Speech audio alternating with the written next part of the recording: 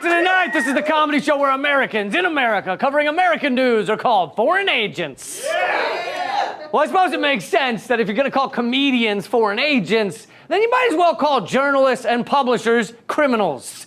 As you know, Julian Assange has been arrested and is now locked away in British custody. The U.S. government wants to extradite him for the crime of revealing our crimes. So the crime of showing people our crimes. Yeah.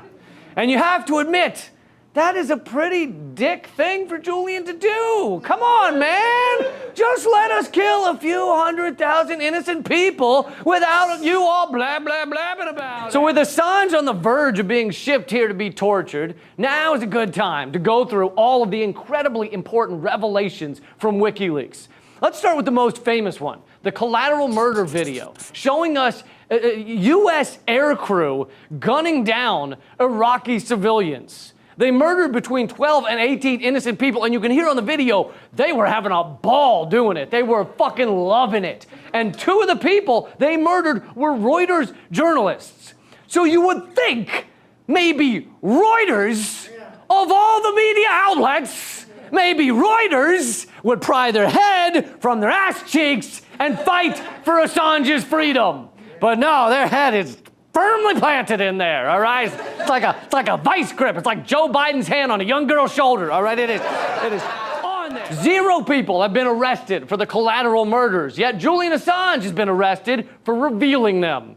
Moving on, WikiLeaks brought us the Guantanamo Bay procedures, showing that many of the prisoners were completely innocent and that some were hidden from Red Cross officials. Because, you know, when you're torturing innocent people, you kind of want to do it in peace and quiet, away from the prying eyes. It's very easy to get distracted, and then you lose your place, and then you got to start all over, okay? WikiLeaks also came out with the secret Bibles of Scientology, which showed that aliens run the world, or aliens are inside of us, or aliens give us indigestion or something. I can't remember. Anyway, next up, Tibetan descent in China. WikiLeaks posted videos of dissidents fighting back, which were not allowed to be viewed in China. And in case you forgot, WikiLeaks does not only open up the truth about the U.S., it has brought transparency around the world. They revealed the Peru oil scandal and that Russia was spying on their citizens' cell phones, and the Minton report on toxic dumping in Africa, and the Syrian file showing the inner workings of the Syrian government. And WikiLeaks showed us a secret Australian Supreme Court gag order that stopped the Australian press from reporting on a huge bribery scandal that involved the central bank and international leaders. This might be why Assange is hated by governments around the world. There was also the Iraq war logs, hundreds of thousands of documents relating to America's illegal invasion of Iraq, which we called a war, but I think a war has to have 2 sides, right? There have to be 2 sides. In this case, there was really just the one. You know, Iraq's elite Republican Guard turned out to be 3 guys and a fucking donkey, okay? WikiLeaks showed us the highly secretive Bilderberg group meeting reports. The Bilderberg group is made up of incredibly powerful men and women getting together and deciding how to rule over all of us unwashed masses while sitting on thrones made from the bones of the babies of the non-believers.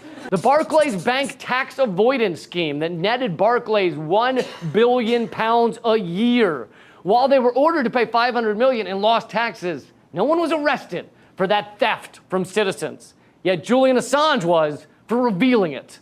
The Afghan war diaries, which consisted of 92,000 documents related to our destruction of Afghanistan. It detailed friendly fire incidents and civilian casualties. It showed that when reporting their own activities, U.S. units were inclined, or are inclined, to classify civilian kills as insurgent kills, downplay the number of people killed, or otherwise make excuses for themselves. This guy we just killed was an insurgent. How do you know? Because we killed him. Well, why did we kill him? Because he's an insurgent. How do you know? Because we killed him. WikiLeaks also unveiled hundreds of thousands of U.S. State Department cables that showed more clearly than ever how our secretive government rules their empire with little to no input from the American people. The cables revealed Secretary of State Hillary Clinton ordering diplomats to spy on French, British, Russian, and Chinese delegations at the UN Security Council. It also showed Arab nations urging the U.S. to strike Iran and much more. The Stratfor emails, this was millions of emails that showed how a private intelligence agency was used by its U.S. corporate and government clients to target activists and protesters. Then there's the trade deals, TPP, TISA, TTIP. All three amount to one of the largest attempts at corporate takeover ever conceived. All three were more secretive than the ending of Game of fucking Thrones, all right? They were decided in private by government leaders and corporate lawyers and lobbyists. The only organization to show us some of these documents before they were made into law was WikiLeaks. WikiLeaks made us aware of the corporate restraints that were about to be placed on us. And that's what allowed activists to pressure Trump to pull out of the TPP.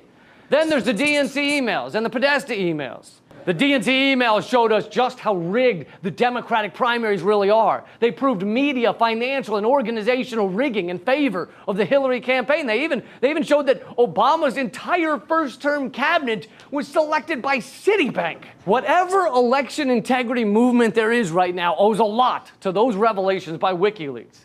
After being brought to court over this, by the way, the DNC's lawyers admitted the DNC has no obligation to have fair primary elections. It's their right to rig them. But don't try to get angry over this, because if you do, the CIA has ways to fuck up your life. In 2017, WikiLeaks posted a trove of CIA documents called Vault 7. It detailed their capabilities, including remotely taking over cars, smart TVs, web browsers, and smartphones. WikiLeaks has helped create movements around the world, like the Arab Spring and Occupy. And don't forget, at first, WikiLeaks and Assange were celebrated for it by the mainstream outlets. In 2011, Amnesty International hailed WikiLeaks as one of the Arab Spring catalysts. The Guardian wrote, "The year 2010 may well be remembered as a watershed year when activists and journalists used new technology to speak truth to power, and in so doing pushed for greater respect for human rights. It is also the year when repressive governments faced the real possibility that their days were numbered." So why did so many outlets and people turn against Assange and WikiLeaks?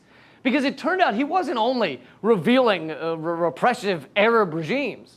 He was also revealing US-backed coups and war crimes around the world. He exposed the criminality and villainy of the American ruling elite. Assange has been nominated for multiple Nobel Peace Prizes, and nearly every respected media outlet around the globe has done some reporting at some point based on source material from WikiLeaks. Yet after all this, and after 7 years in captivity, the man who laid bare these criminals and showed each one of us our chains, he and others who helped him reveal the truth are the only ones endlessly punished. But I'm right. That's true. It's true. But I am not here to tell you to stand up for freedom of speech and freedom of information. No, take a load off. Stay there. You should not do that. And whatever you do, don't print out flyers like this and post them around town. Do not do that. Let journalism die in peace and quiet. All right? And do not go to twitter.com/Lee Camp, where you'll find a link for this flyer and then print out thousands or perhaps millions and then post them around town. You can post them on people's faces. It doesn't matter. All over the internet. Do not do that. And definitely don't print out a giant poster like this and put it around here. Do not. I repeat, do not. That would be a terrible thing to do. Instead, let journalism rest in peace. Coming to you from Washington, D.C., the Belly of the Beast is redacted.